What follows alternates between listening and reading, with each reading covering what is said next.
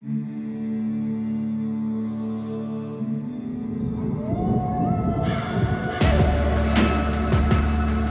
land, the animals, and the people. Welcome to the Wolf Connection Podcast.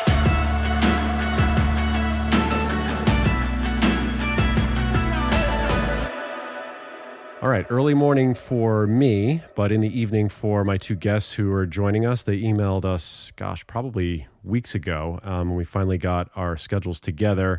We're going to be talking about wolves in Europe, a lot of the different things that are happening, probably in the countries where they are coming to us from, but also broadly across the spectrum of what's happening in Europe when it comes to wolves and predators. So I want to welcome Annick Hus from Belgium. She's a freelance journalist over there in Belgium. And Arie Trouwborst. He is a nature conservation professor, law professor at Tilburg University. Welcome to you both. How are you guys doing this evening for you? Very good. Great to be here. Yeah, very happy to be on a podcast. Yeah, thank you guys for being diligent and getting to me and doing all this. I just want to start real fast with both of you. Annick, I'll start with you and then I'll go to Arie. Just give everyone a little bit of your background. Where did you grow up? When did sort of, journalism come into your life, but also you studied animal welfare science, ethics, and law. So how did these two things sort of come together for you throughout the course of your life? Well, I grew up in the northeast of Belgium, which is actually now wolf territory. So it's a very rural environment, and I've always been into animal welfare, nature. I actually wanted to become a vet, but then I realized that that would be quite challenging. So I decided to become a journalist focusing on animal welfare, biodiversity, and nature. And my focus on wolves, I guess, started when the first wolf returned to Belgium, which was in 2018. And she was killed, and I didn't understand why. And yeah, then my journey in the world of wolves started. Yeah, that seems to be sort of where people, they see them come back and then they're like, oh, what is this all about? Arie, what about you? Where was, how did you, the law and getting into nature conservation, where did that come into play for you? Yeah, I've always had an active interest in nature conservation since I can remember, but I was very bad at the let's say mathematics and chemistry and so forth. So biology wasn't the most logical study. I ended up in law in the end, which suits me fine because I'm not as bad with words as I am with maths. So a wolf also in my career has played an interesting role. I started writing about their potential comeback to the Netherlands in 2009 because across Europe this comeback had been going on for some time then. And then by 2011 there was the first sighting in the country, and 2018 as well, same as in Belgium, the first wolf settled, and then 2019 first reproduction, and today we've got about 13 packs. And now I live in a place where also I can get on my bike and have a fair chance of spotting wolves. And that was very, very different when I grew up. That wasn't really a prospect back then. So as a contrast to all the bad news in nature conservation that I've grown up with, this wolf recovery has been a wonderful antidote. Yeah. When we spoke with Luigi Bottani, it was really the same thing. And there has been, and as you both mentioned to me in our email correspondence, this natural recolonization. And this is what we're seeing in California as opposed to the other Western parts of the United States in North America, especially Montana, Idaho, Wyoming, where those were reintroductions. California is seeing this recolonization, natural recolonization of wolves coming. And it's the same as Europe. And I think that's a very, probably one of the only similarities we might see in some of the ways, but something that's very, we need to sort of drive home that this is not a reintroduction by folks in Europe. This is wolves coming back on their own. So I don't know, Annick, if you can explain sort of how we've gotten to this point in terms of this sort of population explosion of wolves across Europe, just in a broad sense, and what that sort of meant as we dive into sort of the legal architecture, and we'll talk with Arie in a second, this means to see this population rebound so healthily across, the continent. Well, I think although it was predictable that wolves will come back to Western Europe, a lot of people didn't expect it. And also, I think everybody was a bit struck that it happened so fast. And I think the main problem at the moment is actually that most people didn't see it coming. We're not used to living with wild animals. And that's what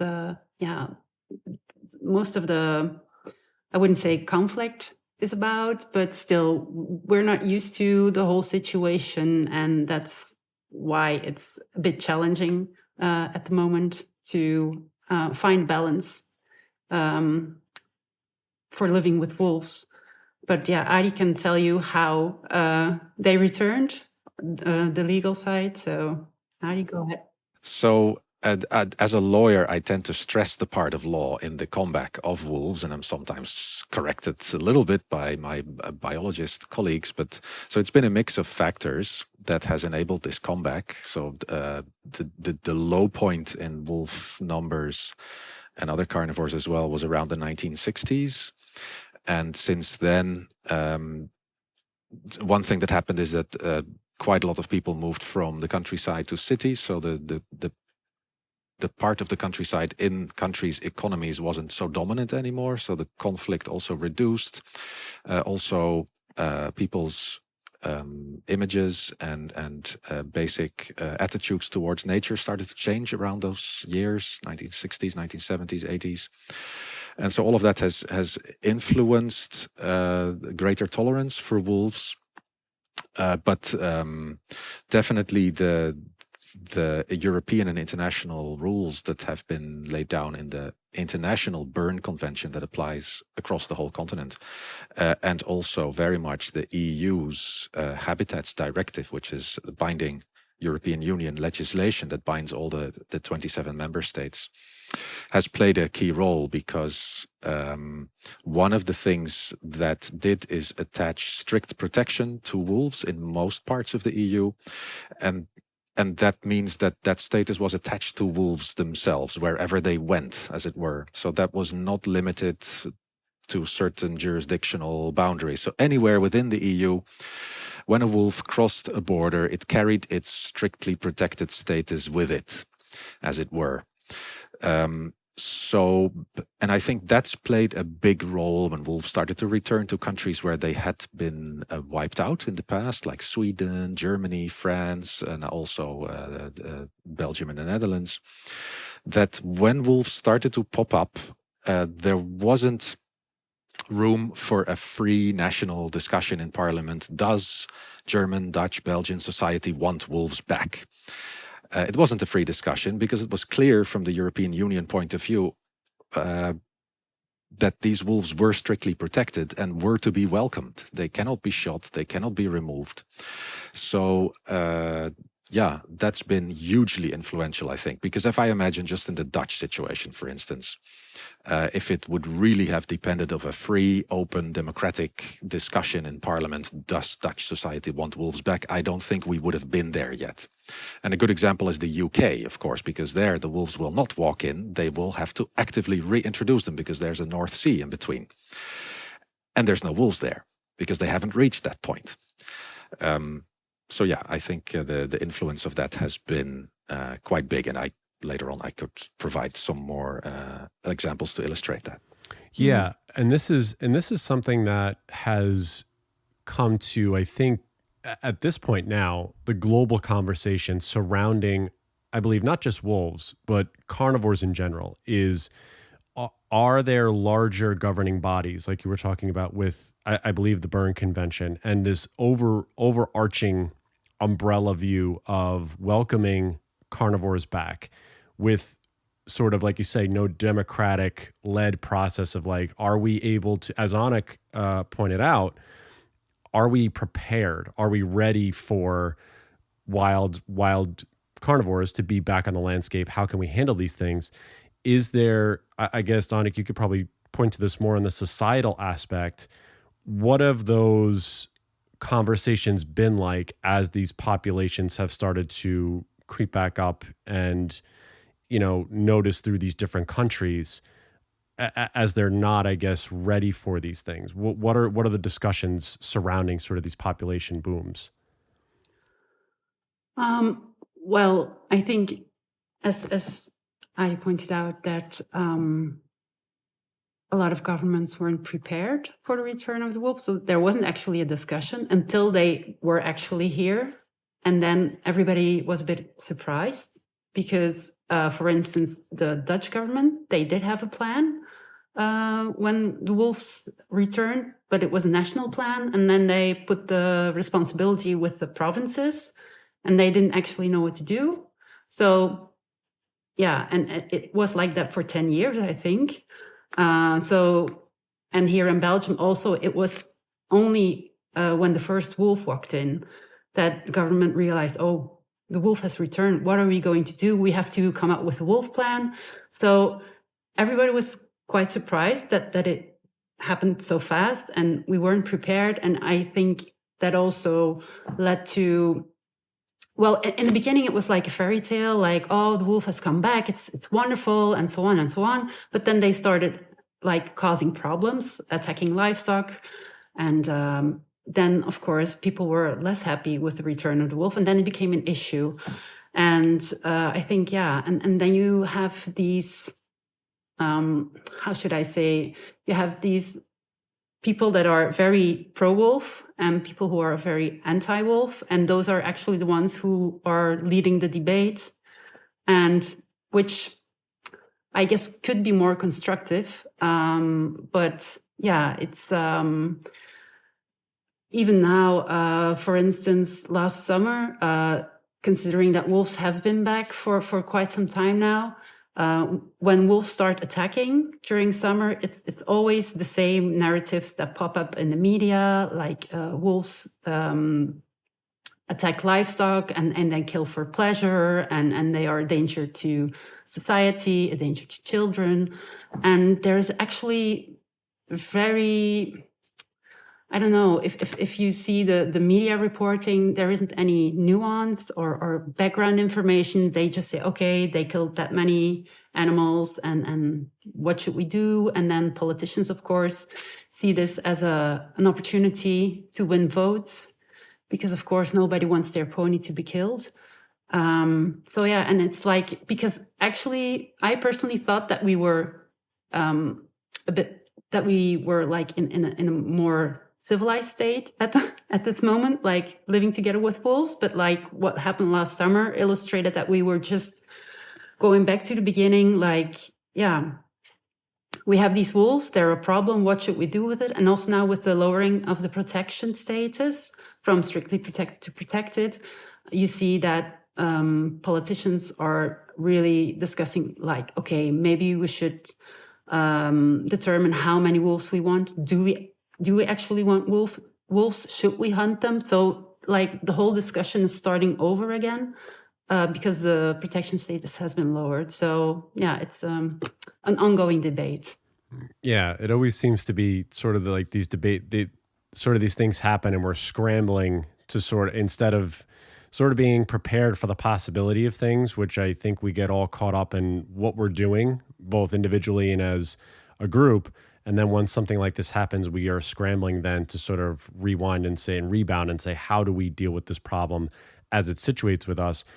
Arie, talk a little bit more about and get into, I guess, the Berne Convention or even the Habitats Directive as it's concerned to biodiversity conservation.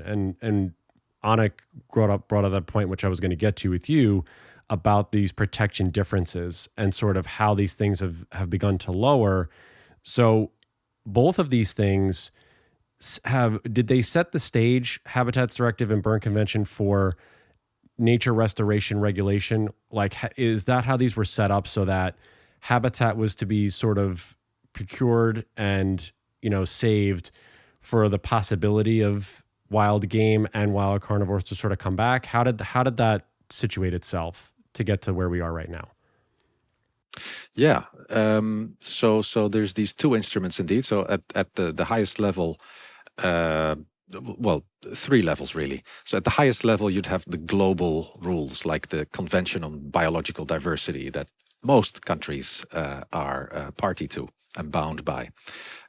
One level lower from the European point of view, you'd get to the Berne Convention, which binds just about all European countries at the moment. And in that convention, some basic rules were laid down on the protection of certain vulnerable species at two levels, strict protection and normal or flexible protection. Then one level lower is the EU's nature conservation legislation with the Habitats Directive as its centerpiece. And that does more or less the same thing as the Berne Convention, but a little bit more concretely, a little bit more strictly. And that is only binding in the 27 EU member states. All of those member states are also parties to the Berne Convention. The EU as an organization is also a party to the Berne Convention. So you might say the Berne Convention sets the standard that everyone is supposed to respect as a minimum standard that you cannot drop below. You can adopt stricter rules at the national level, but not less strict. And so a key difference between the Berne Convention and the Habitats Directive is the enforcement machinery that applies to the Habitats Directive, because the European Union is, as you know, a relatively advanced international organization compared to other international cooperation, where the member states have delegated quite a bit of their sovereignty to the higher level of the EU and are simply bound by that. And courts play a role in two crucial ways in the enforcement of these rules, including the strict protection until recently of wolves and the current flexible protection, which I'll get to. So the most important route is that NGOs can directly invoke the protection afforded by the Habitats Directive in the national courts of all the member states. So if a competent authority issues an authorization to kill wolves in a certain area, an NGO can go to court in that country and invoke the strict protection under EU law, and the court will have to apply that and will then often annul the license to kill if that's indeed a breach of the EU rules. And the other route is the European Court of Justice, the EU Court of Justice. That has the final say in how EU law, including the Habitats Directive, must be interpreted. So ensuring a harmonized interpretation across the entire EU of those rules. So if a national court is in doubt about the proper interpretation, it must send that question to the EU court in Luxembourg and put its national case on hold until it gets an answer on the proper interpretation. And also the European Commission, so the executive body of the EU, can instigate proceedings against individual member states who, in the view of the Commission, are violating the rules. And that has happened on a number of occasions. And then if the European Commission, if it accuses a member state of not complying with the rules and it doesn't get a satisfactory response, it can take that member state to that same EU Court of Justice, and the Court of Justice will pronounce, and if the outcome is that the member state is indeed violating the rules, the member state must mend its ways, and if it doesn't, it can get huge fines. So that is much, much more effective than your average international treaty. And that has made a very big difference, I think, also in practice, because authorities take these rules very seriously. And so if, to take a Dutch example, there is the idea which often pops up across Europe of having a wolf-free zone. That's I see Annick nodding. That's like one of those popular measures that is proposed by politicians to help out people in certain regions. We will just establish a wolf-free zone here. Wolves here will be killed.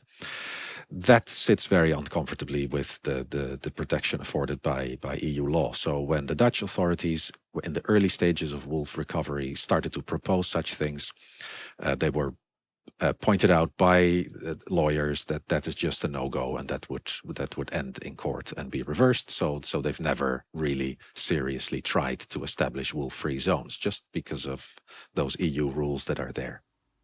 So it seems as though, and correct me if I'm wrong, Arie, that even though we're encompassing 27 different countries and all these cross-border challenges that you both raised in our emails back and forth, there seems to be an enforcement policy that is working at least somewhat to make sure that all these countries are in some form of lockstep with not only protecting but enforcing these sort of rules if any sort of like out of bounds things happen, if there's an illegal killing or if there's some form of poaching going on.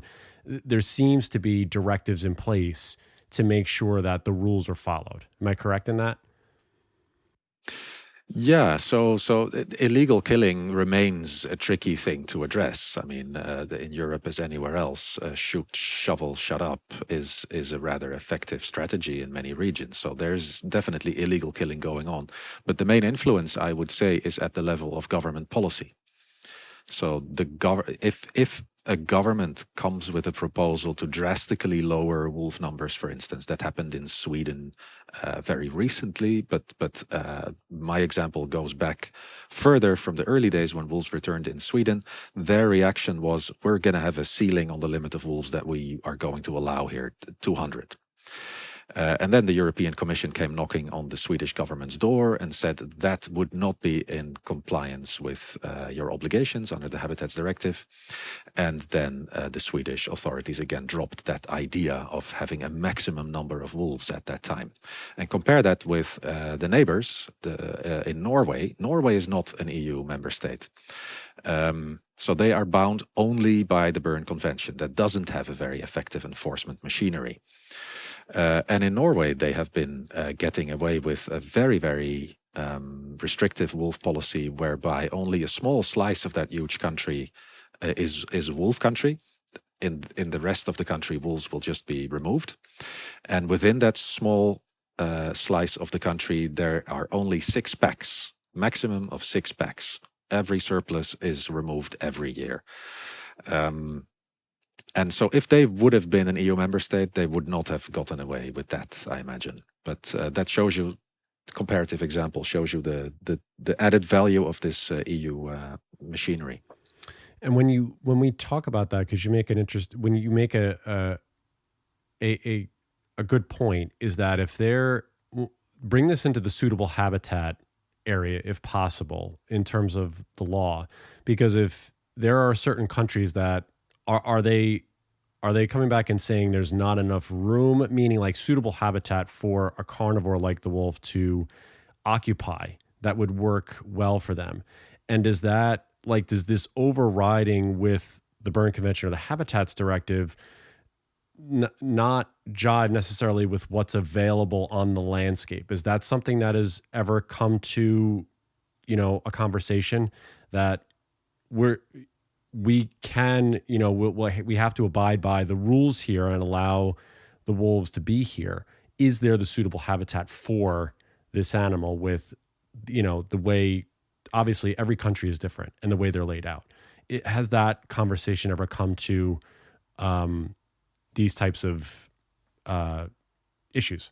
Yeah, so the interesting thing with this EU law has to a large extent been the role of the EU Court of Justice, because the EU Court from the early days of this legislation has been interpreting the law in a way that really has the effectiveness of the law in mind. So every time there's a doubt about should we interpret this rule this way or that way, the court has opted for the interpretation that most serves the objective of the Habitats Directive, which is biodiversity conservation and restoration. And so regarding the development of the range of species, the court has always taken the line of interpretation that it is the animals themselves that determine where they want to be.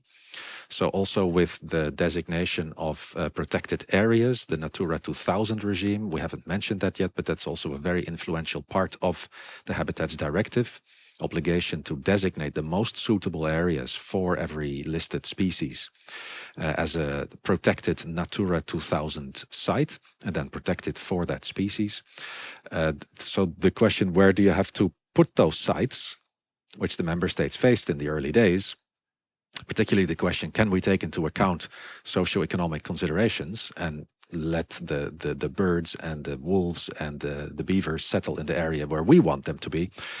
There the court said, no, it's really up to the wildlife itself. So you must monitor what happens, and on the basis where the animals like to be and are in their highest numbers, where they are indicating that the habitat is the most suitable, that's what you need to protect. And so also the strict protection of wolves that I mentioned in the beginning, this protection status that they carry around with them, which means that they cannot be killed, captured, disturbed, and also their dens when they settle, they cannot be tampered with. That is carried around by these animals. So in a legal sense, where a wolf lays its head is home, to quote a Metallica song there. And so, yes, it is the species that indicates where the protection applies. So in terms of what habitat do we need to conserve and to keep suitable for wolves, well, the wolves themselves indicate it.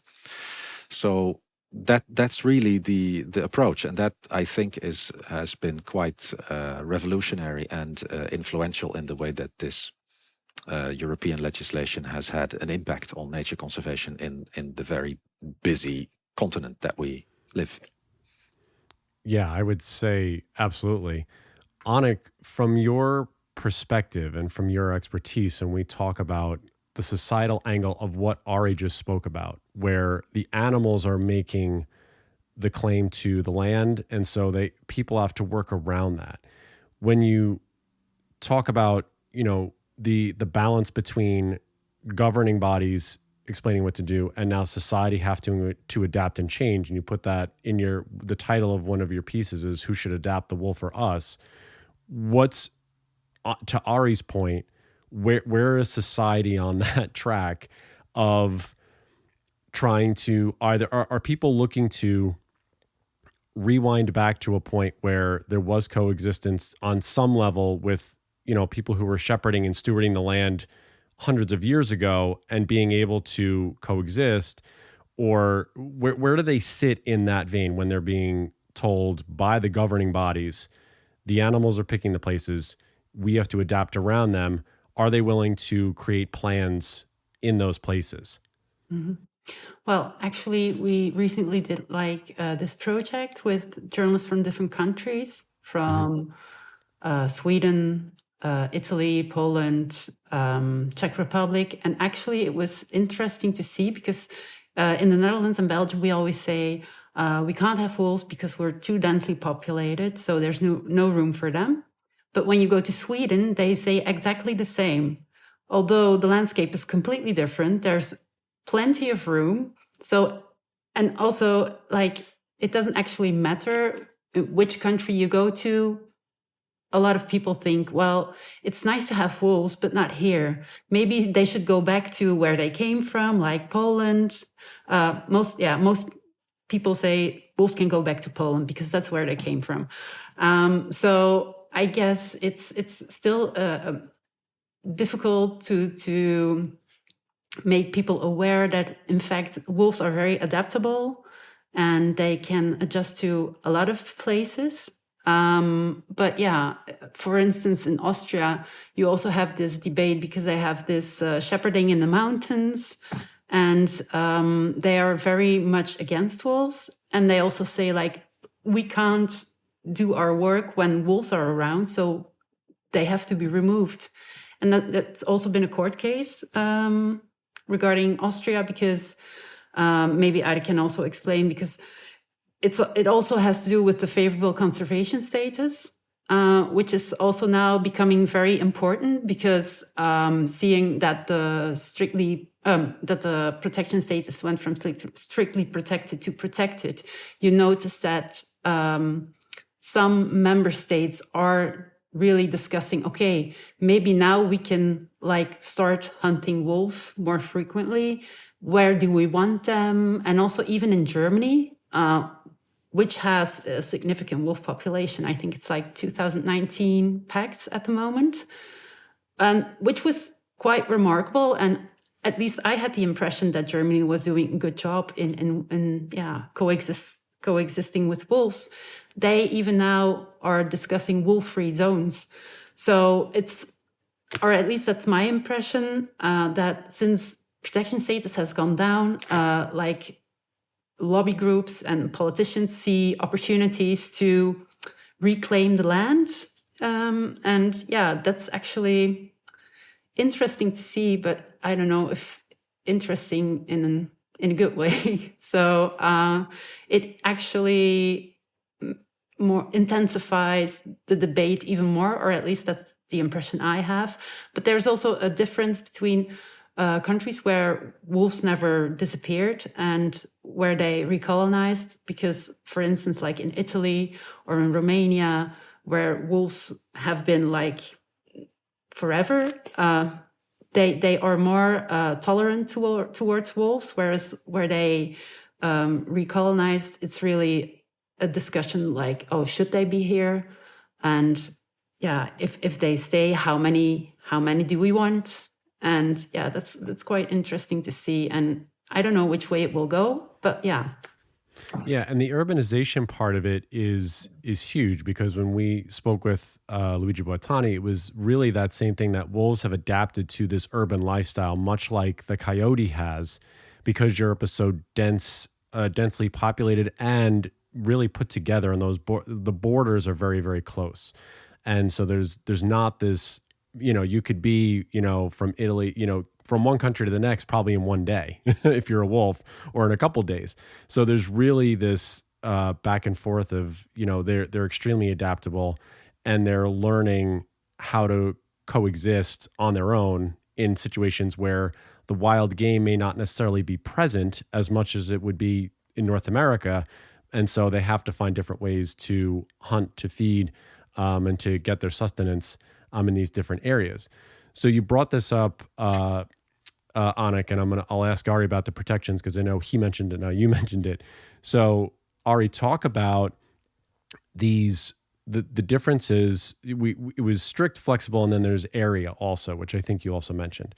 So what were the reasons or the events that happened to where there's been sort of this steady shift to, I believe, flexible protection for wolves, or something where it's not strict anymore, and there's sort of this fluidity surrounding their protection across the board? Yeah, thanks for leading me back to my law lecture, which isn't nearly finished, and I think it's a good thing that Annick is providing a nice real life and societal reflections in between to cut up the dry law interpretive stuff. But indeed, so there's this strict protection regime with its prohibitions.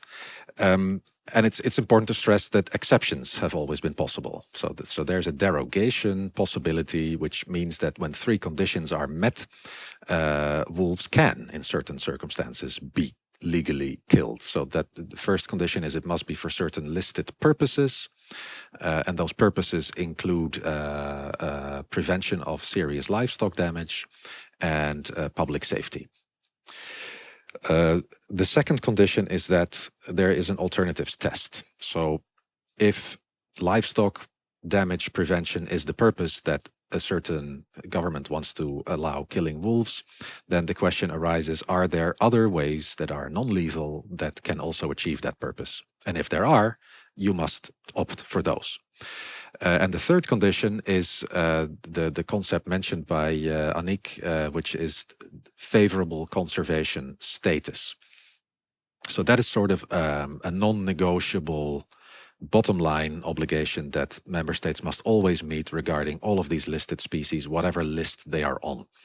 They must always guarantee that the populations are at a favorable conservation status, which looks at the viability of the population, sufficient range, good quality habitat, and good future prospects.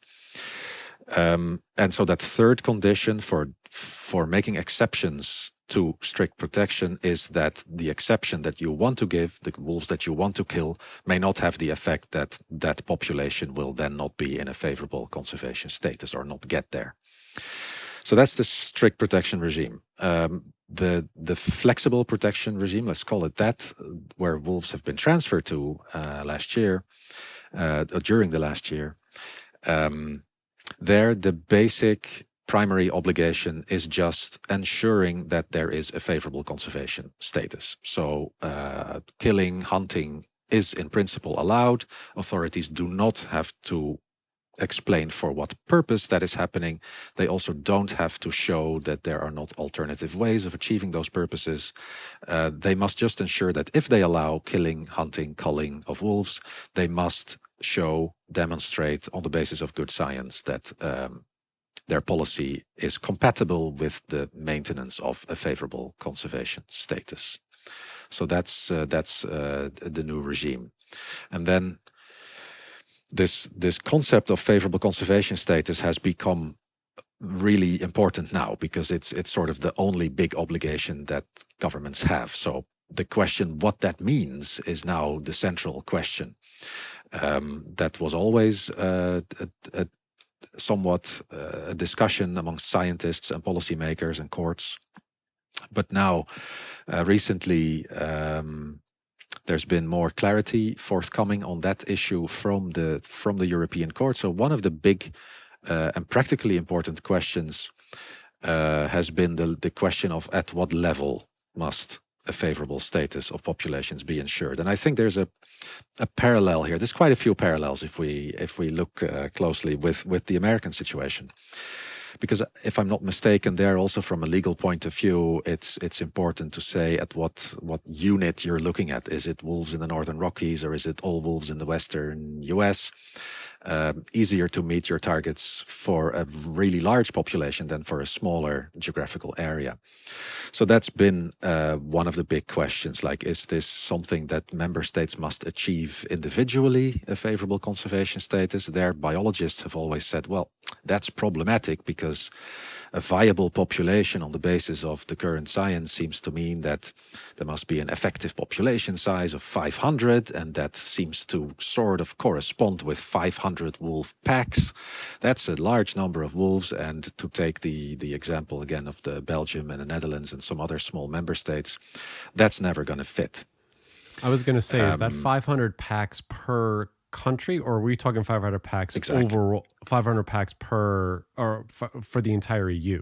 What's that 500 number coming from? So so that's really the key question that has been unclear until recently, and has now been clarified to some extent. So in Europe we have about, I don't know, 9 or 10. I can't think. Maybe you know, Annick, the number of distinct wolf populations that we have at the moment, but somewhere around that number. I think it's 9, yeah. Yeah, 9. Thanks. So one of them is the Central European wolf population, for instance. That's the one that's shared between Western Poland and Germany, and some wolves in Belgium, Netherlands, Denmark, Czech Republic, and in Germany. There's just above those 200 packs. So biologists would say the Central European wolf population, it would make sense for that to set the target at 500 packs, and it would make sense for countries together to achieve that target. Right. Now, the EU Court, in some of its recent decisions on wolves, has determined that favorable conservation status must be achieved at national level, so in each member state, but at the same time, when determining whether your national population is in a favorable status, you can take into account the exchanges that your wolves have with the wolves across the border in the larger population that is shared but amongst various countries. So definitely you don't have to apply that standard of 500 packs for each country.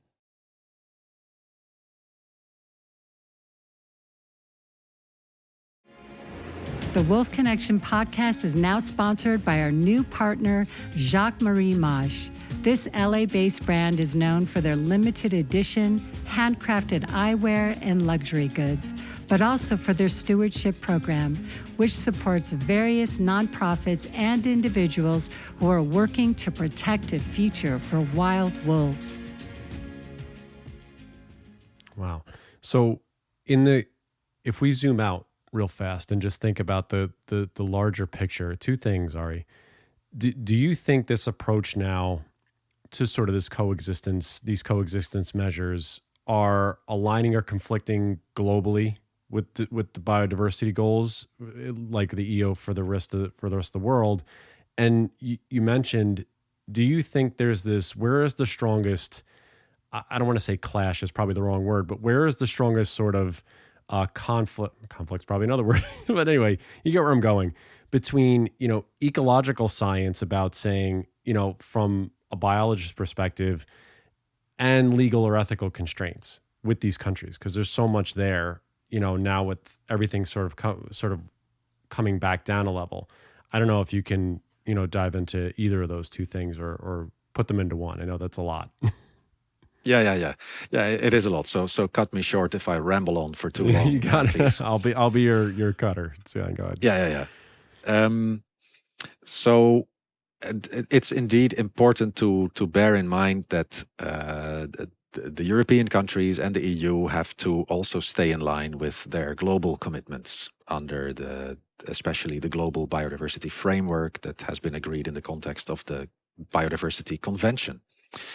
And there are ambitious targets addressing, amongst other things, the need to give nature more space, so to enlarge the protected area estate across the board.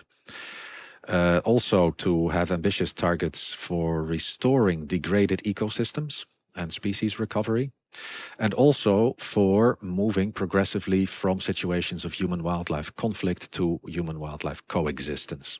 So that must always be sort of the decisive compass for policy overall. So now that we have had this shift from strict protection to flexible protection, and perhaps later on we can address in some more detail why that happened and what that. We'll talk about it. Yeah, put that there now. Why was that ratchet back, and then continue on with your answer there. I don't mean to interrupt, but yeah, go ahead. Yeah, and please, Annick, jump in if I am missing aspects of this, because it's a complex answer consisting of politics, societal dynamics, social media, all kinds of polarized debates in society. But I'll stick to the legal shift for now. Sure. And then we can. Yeah, well, I'll go to Annick with the social media. Absolutely. Go ahead. Yeah.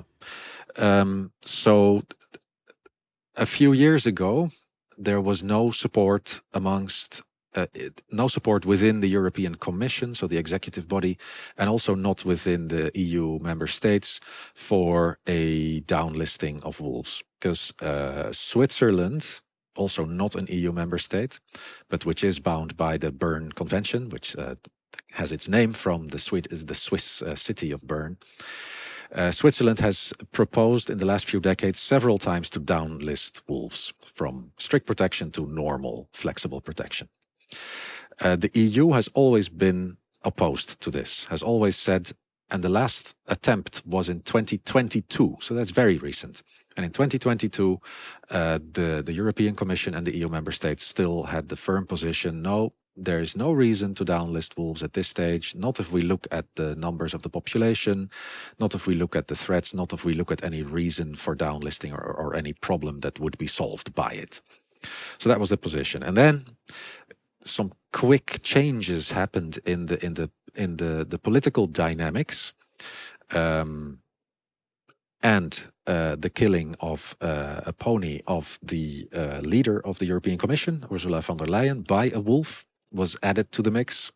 Don't know how much of an influence that has been, but several things changed, and the European Commission changed its position. The European Commission actively proposed downlisting wolves, quickly got support from a majority of EU member states, and that's what they first proposed now themselves to the parties of the Berne Convention, because the Berne Convention had to lower the status first, because the EU is bound by the Berne Convention.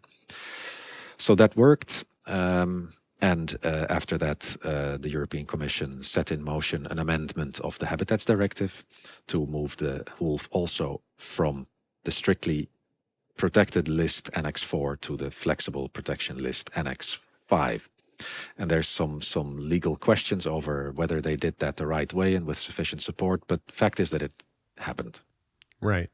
So Annick, talk about that sort of in the societal aspect where we're seeing it, and it's global. We see this where politics, different parties, different folks come in, things happen to them personally, as Arie just said, and that could influence decision making. So when you look at this, how is media framing or amplifying these things in ways that are necessarily not maybe giving the general public the right information of what they need and why these decisions were made? Well, yeah, of course, there is discussion whether the death of Ursula von der Leyen's pony was in fact the event that speeded things up. But yeah, up to people to decide on what they want to think about that. But it is indeed true that like in the past 2-3 years, that the wolf has really become a very popular focus among politicians. But I think it's also maybe that you can put it in a bit of a broader context, because in most countries in the EU, farmers are struggling. We had in 2019 the introduction of the Green Deal, which was very much in favor of making Europe more sustainable, more green, and so on. And farmers kind of considered it being more of a burden than a gift. And also, yeah, it's of course very challenging to be a farmer these days. And then the wolf comes in and makes things even worse. And then, this species is like a very easy target, like to use to represent all problems that are going on in rural areas. And then there's also the dynamic of the people in the cities or people in Brussels here wanting to tell the people on the countryside what they should do. So it's kind of like, yeah, this dynamic of rural communities that are a bit fed up with all the bureaucracy. And but for instance, the EU has provided a lot of tools to make coexistence work. But when you look at what's happened in the past few years, you can see that the EU money was mainly used for damage prevention instead of placing fences or investing in guard dogs.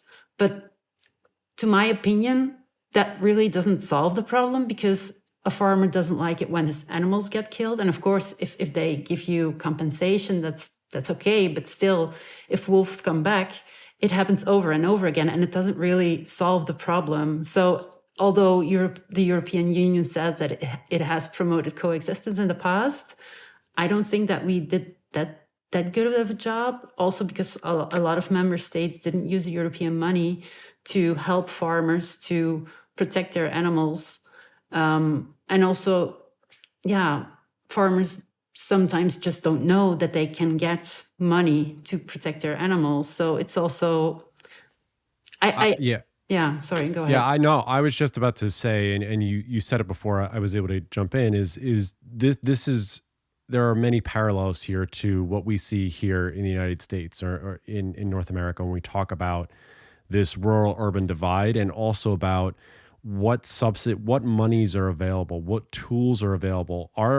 Is everyone being transparent about the information that's available? And that really speaks to a lot of the conversations we've had here, mostly when we talk about wolves in America, is there's money to go around. There's tools to go around. There are resources and programs to help individuals who are still stewarding the land and raising cattle to make it so that we can have these regenerative ecosystems. We can make sure that the ranchers are getting the available necessities available to coexist with whatever carnivore, whatever issue may present with them. It doesn't mean they're 100% effective, but it would surely ratchet down the temperature a little bit and say, hey, we have these programs. I mean, are these programs, as you said before, I don't know if you know this offhand, but it seems as though,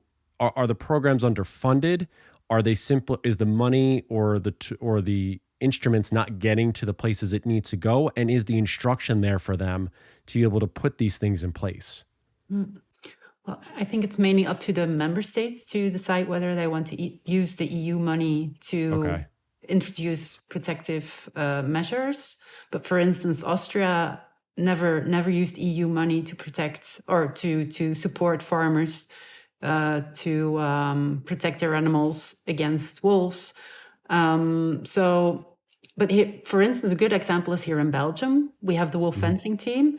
So they have used government money, but I also think EU funding to support farmers. So if farmers want to have a wolf repellent fence, they can get in touch with the wolf fencing team. And then the volunteers go there to put up the wolf repellent fences. And I think professionals get 100% reimbursed and hobby owners 90%. So, and in fact, it really shows that it does work. Of course, it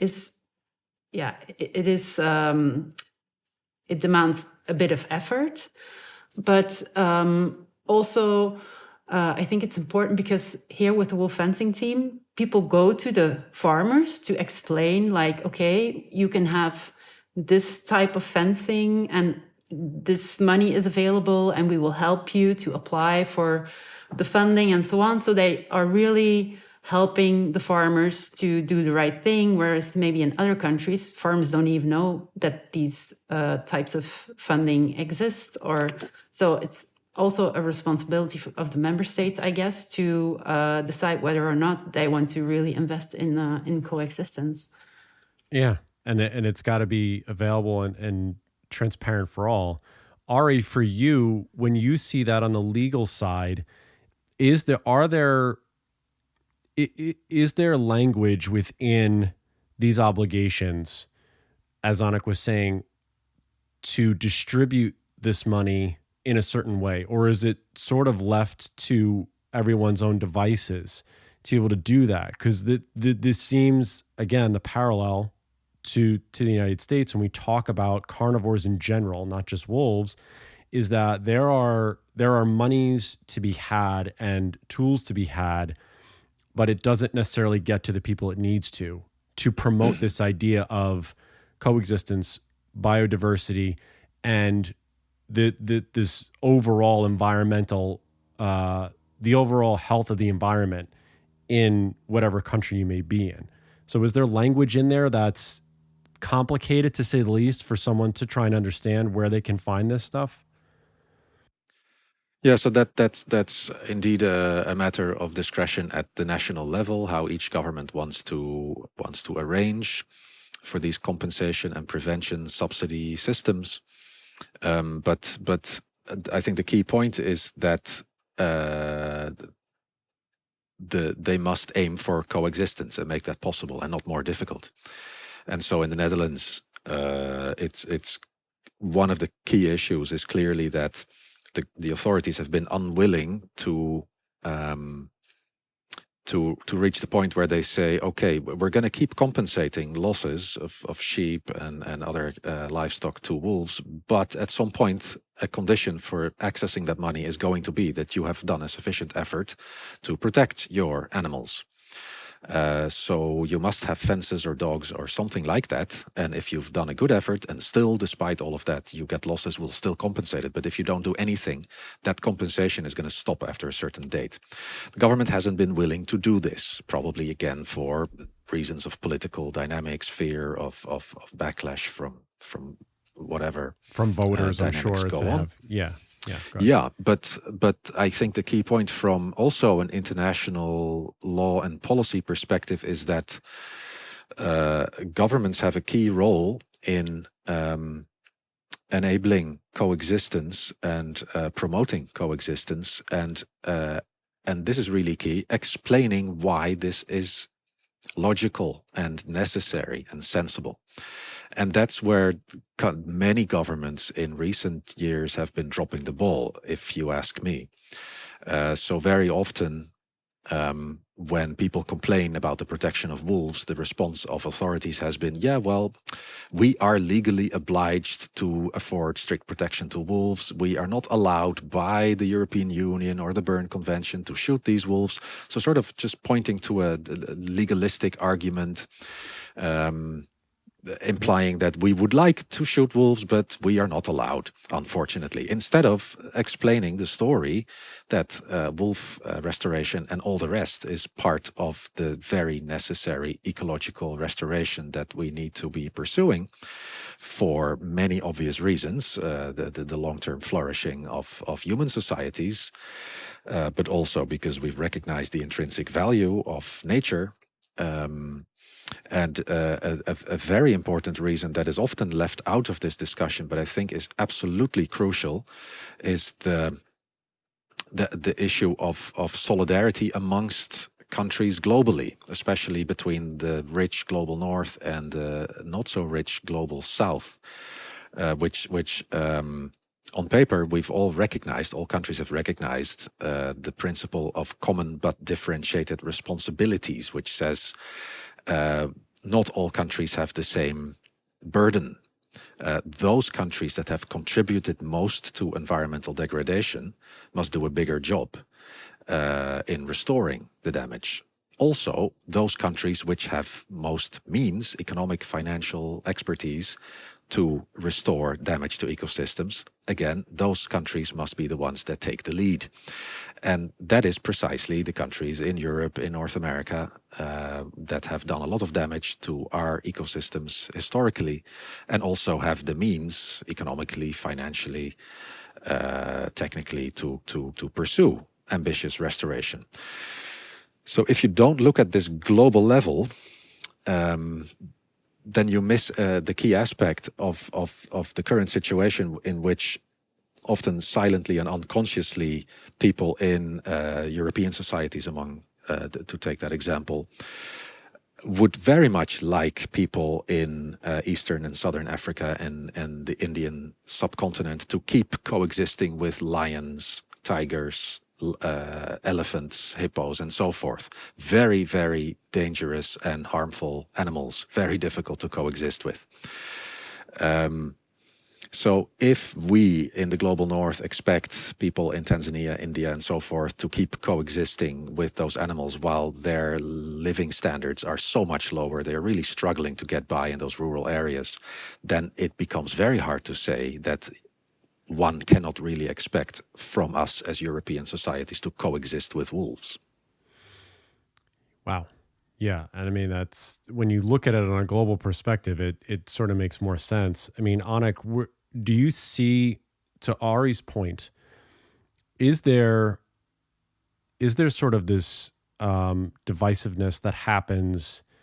I hate using the word divisiveness, but is there sort of this separation of folks, rural, urban, north, south, as Arie just mentioned, in saying that one should do one thing, one part should do another, and if we don't do it, it's okay? Is that what sort of creates this overall divisiveness within people, in that they say, well, it's us against them and vice versa, and it really has nothing to do with the ecological restoration or the, wolves coming back or bears coming back, and we're just sort of fighting amongst ourselves in ways that we're not focused on the larger issue of restoration and conservation and putting forth, sort of these policies that will help, recharge the environment? I have to think about that.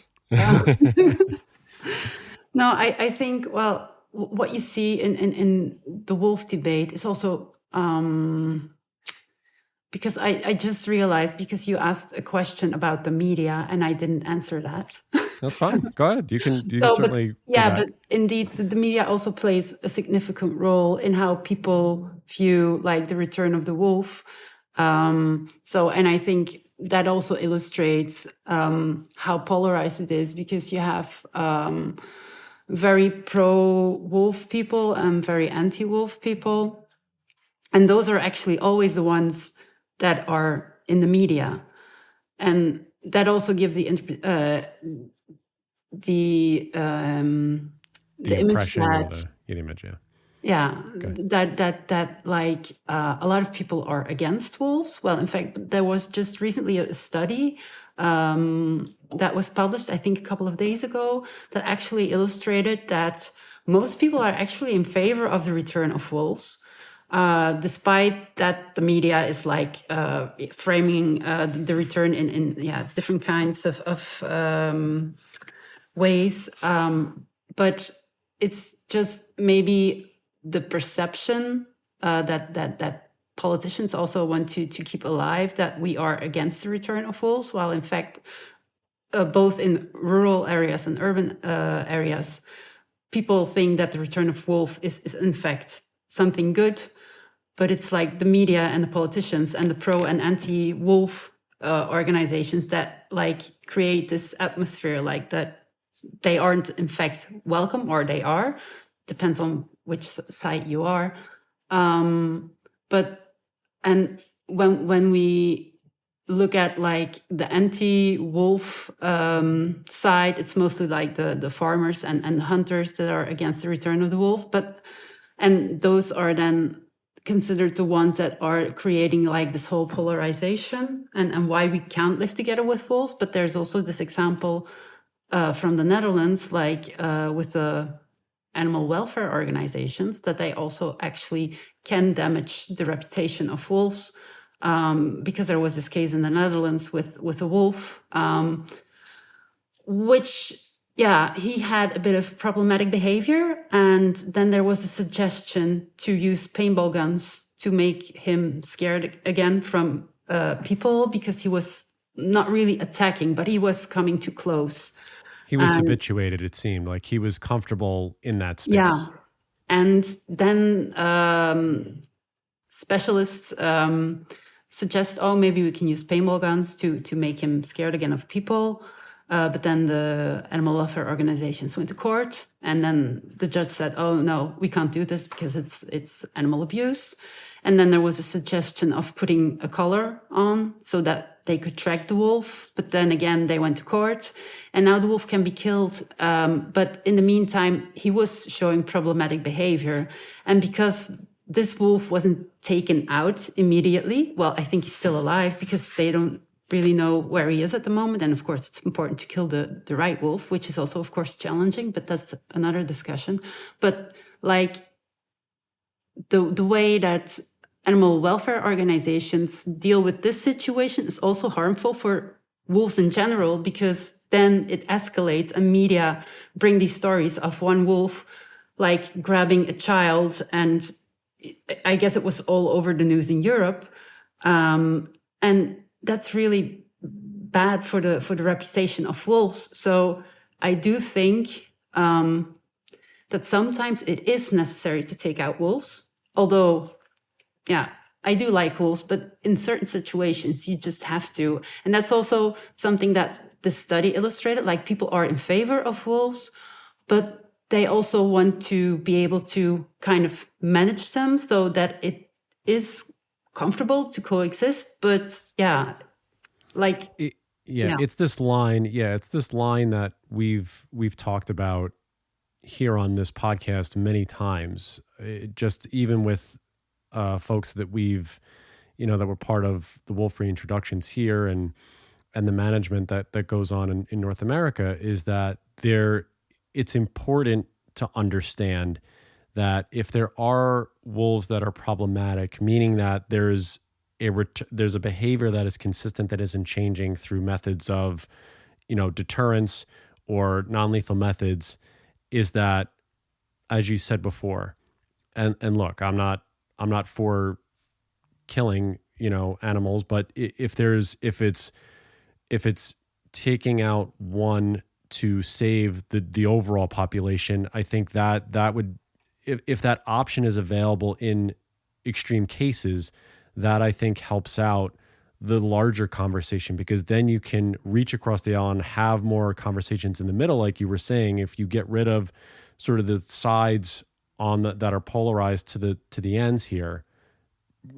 extremely pro, extremely anti, and you meet in the middle, and you can have good conversations about how to put forward legislation or law or societal norms about how we can coexist with wolves and other carnivores in these spaces, then you will get somewhere, as opposed to just listening to the chirpings of folks who maybe think on the extremes on either side.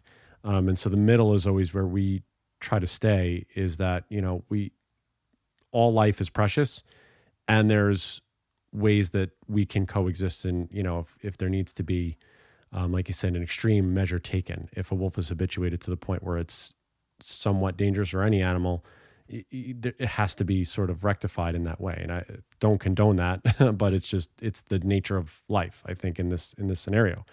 I think, Arie, when I ask you, or when we go to this, from what Annick just said, what is sort of what's something that maybe we didn't touch on, or something you want to bring to light, I guess on the legal side or on the policy side, that is important for people to understand on the outset of this conversation going forward, as we look, the next year, 6 months, year, 5 years down the line.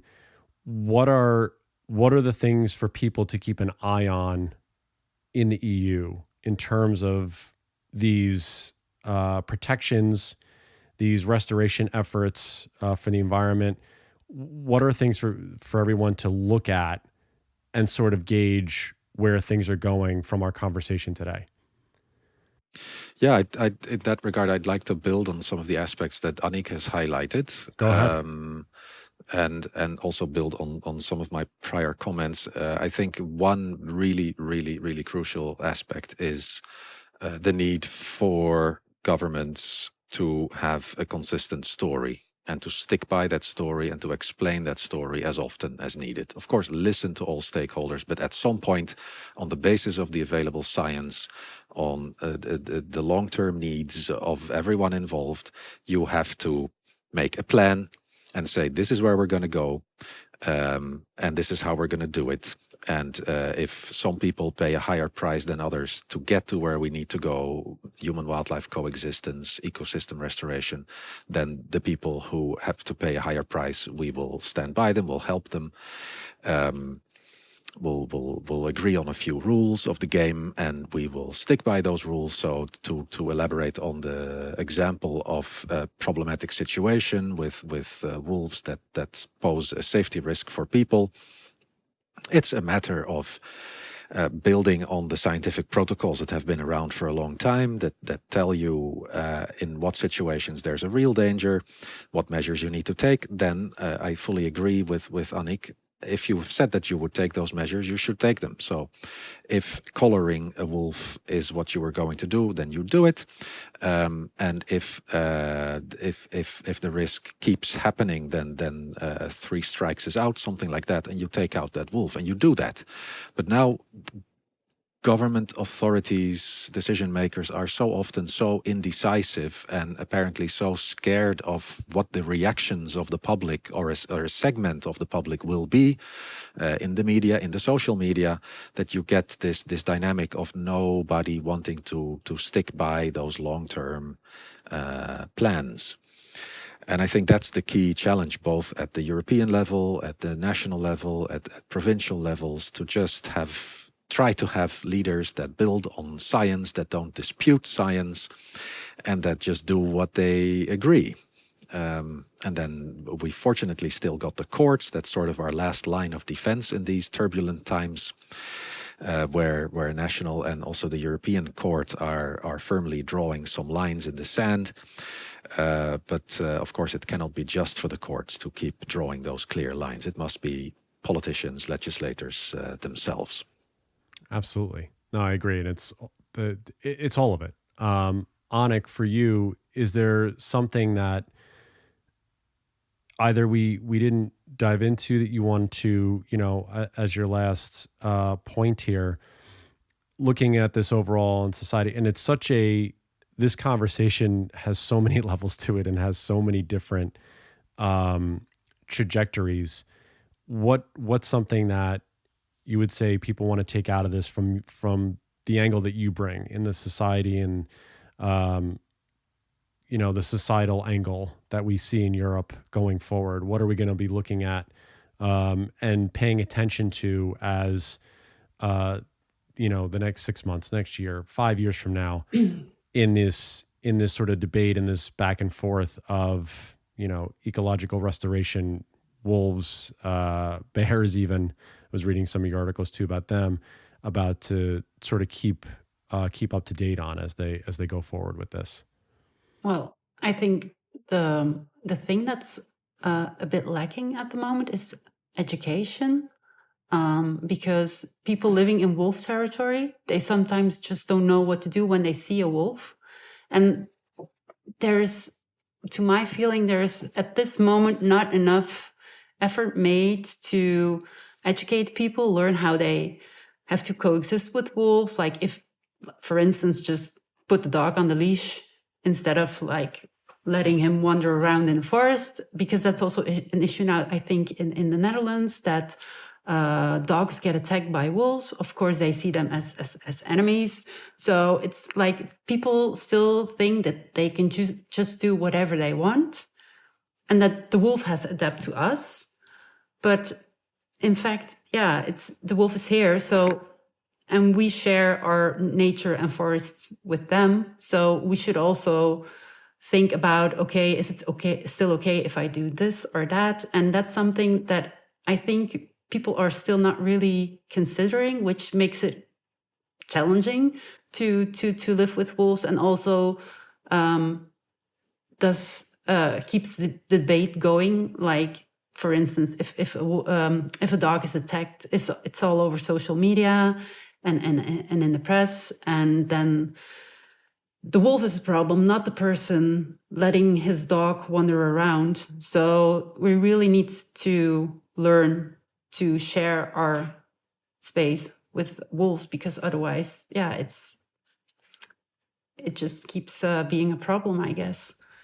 And it's getting back to this whole idea of balance and understanding that we are a cog in the wheel and we are not the wheel itself. And I think that's what we have as humans. We have a tougher time understanding, is that we are a part of this planet. We are not the sole part of it. And so we have to do our part to refine or rekindle that relationship and understand that, as you both mentioned here today, finding that way back to balance and coexistence, and realizing that if we find that, it will do better for everyone in the long run, for our landscapes, our critters, everything like that. Annick, I'm going to start with you. My last question is, when you hear the word wolf, what's the thing that comes to your mind?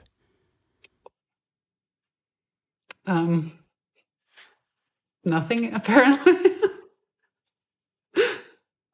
No, I absolutely adore wolves, but I can also imagine and that's also maybe something that we need to do more, listen to each other, because when people say they are afraid of wolves, then we should take them seriously as well. And that's also something that, we're not doing at the moment. That's what I'm thinking about, that we should try to understand each other better, and also understand wolves better to get somewhere. Yeah. To educate and to know what everybody's thinking is great, and have all voices in. Arie, I'll ask you the same thing. When you hear the word wolf, what's the thing that comes to your mind? really just, maybe just is not the right word, a fellow creature that just like us is trying to live her life with their own ideas of what a good life is, thinking of their family, of their ambitions, of their fears, and within their own limits, trying to get by. And just like as with other people, I think we're supposed to just make the best of it amongst ourselves and coexist. Same thing. Yeah. I cannot thank you both enough for being here this evening for you both and this morning for me. It's been a great conversation. I appreciate the work you're both doing. Thank you both for just having this conversation with me. Annick Hus and Arie Trouwborst, thank you both. Appreciate you guys. Thank you. Thanks so much for having us. Absolutely. You're welcome back anytime. How's to you all out there? We'll be with you next time. Bye, everybody. Looking for more information about Wolf Connection or the podcast? Visit our website at wolfconnection.org, where you can donate, sponsor a wolf, or become a volunteer. Thank you for listening.